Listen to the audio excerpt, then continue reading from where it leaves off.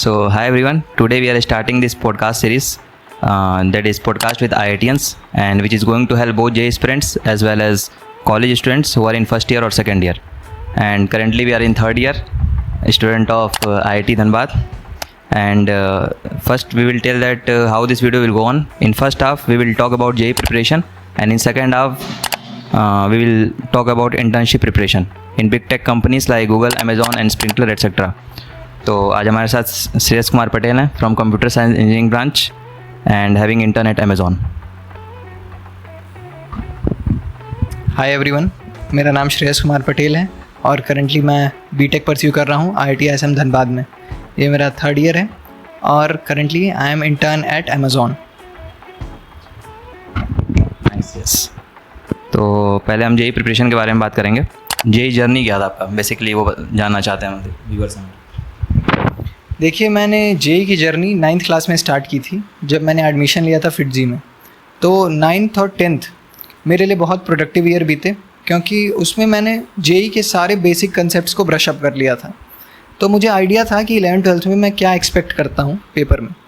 फिर जब मैं 11th-12th में आया तो मैंने नॉन स्कूलिंग की। 9th-10th में मेरी स्कूलिंग थी। 11th-12th में मैं घर से ही पढ़ाई किया और कोरोना आ गया था उस टाइम, तो घर पे मुझे काफ़ी टाइम मिल गया।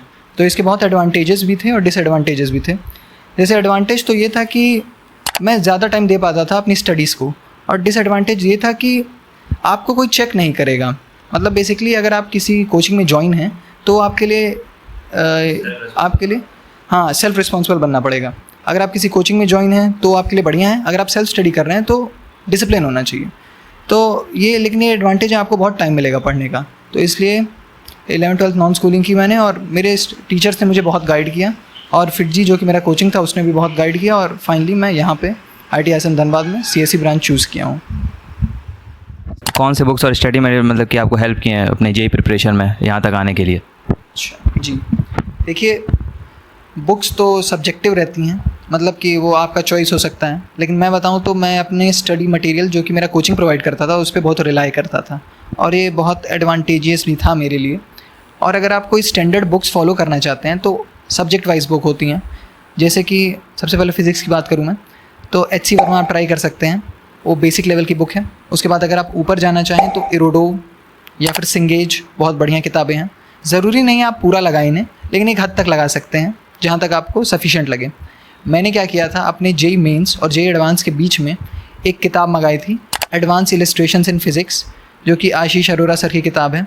और that was the best decision I took during my JEE preparation in physics, क्योंकि वो किताब एक कल्बिनेशन है सारी किताबों का, जिसमें आपको तकरीबन 700-800 सवाल मिलेंगे जो हर टॉपिक से रिलेटेड होते हैं।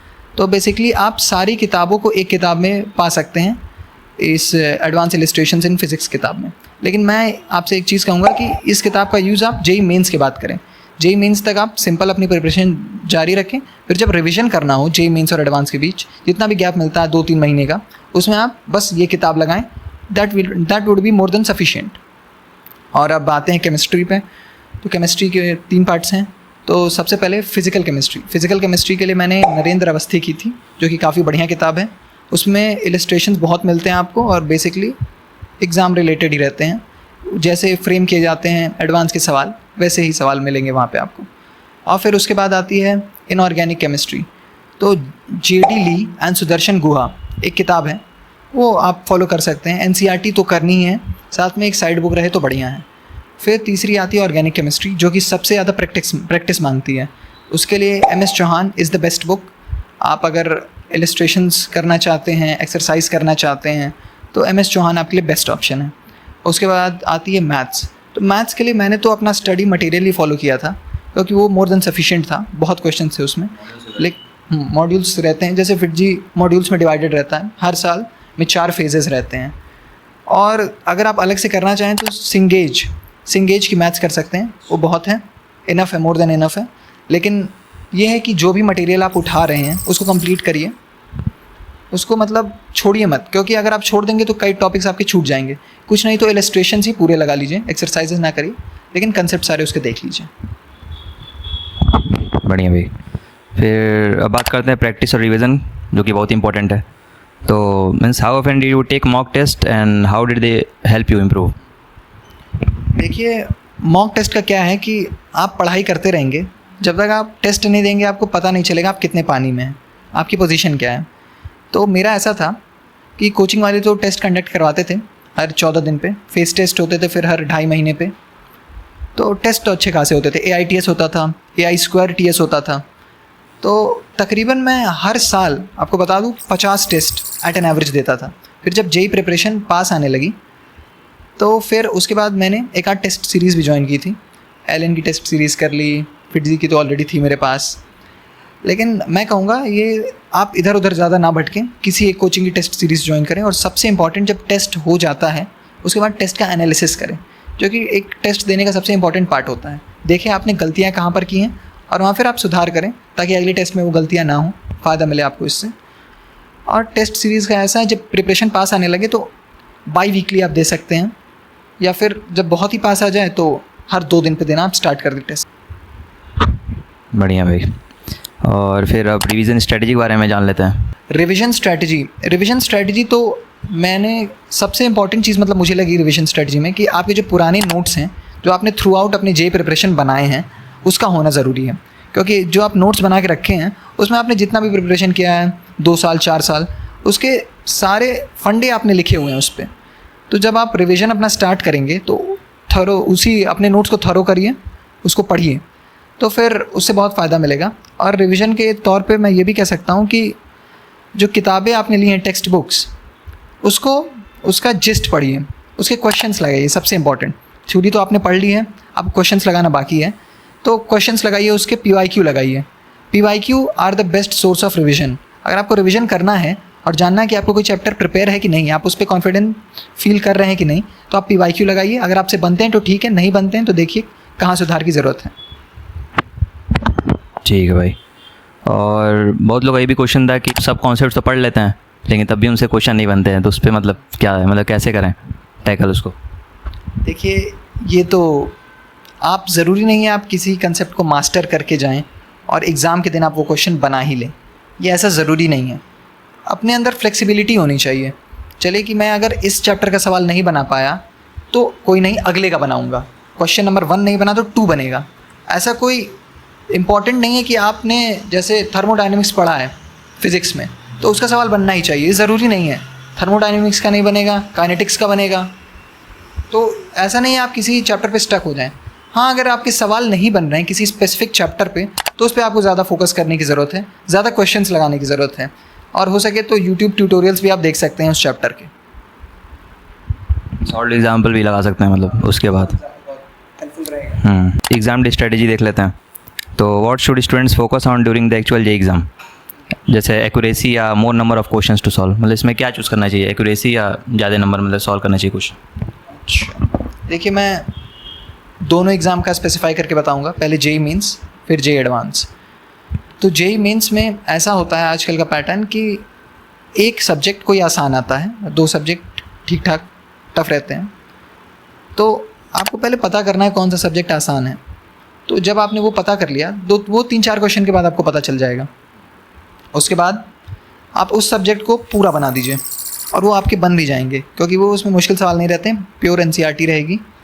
अगर वो फिज़िक्स का है तो न्यूमेरिकल्स थोड़े अलग रहेंगे, मैथ्स का भी अलग रहेंगे न्यूमेरिकल्स। आप उस एक सब्जेक्ट को बना लीजिए और बाकी बचे 2 सब्जेक्ट उस पर अपना टाइम डिवोट करिए। और मैं एक स्ट्रेटजी बताता हूँ कि एक बार में पूरा पेपर मत किया करिए, 1 गो में मत करिए। एक बार में पेपर करिए, जो सवाल नहीं आए उसको छोड़ते जाइए, आगे बढ़ते जाइए। तकरीबन 3 घंटे का अगर जेई मेंस का पेपर है तो 2-2.5 घंटे में एक राउंड आपका ख़त्म हो जाए। आखिरी आधे और 1 घंटे में जो भी बचता है आपके पास उसमें बचे हुए क्वेश्चंस करिए। उसमें इससे बहुत फ़ायदा होता है। ये स्ट्रैटेजी से आप अपने चांसेस को बहुत बढ़ा सकते हैं सिलेक्शन के। ये थी जेई मेंस की स्ट्रैटेजी। अब जेई एडवांस की बात करूँ तो जेई एडवांस में accuracy is of utmost importance.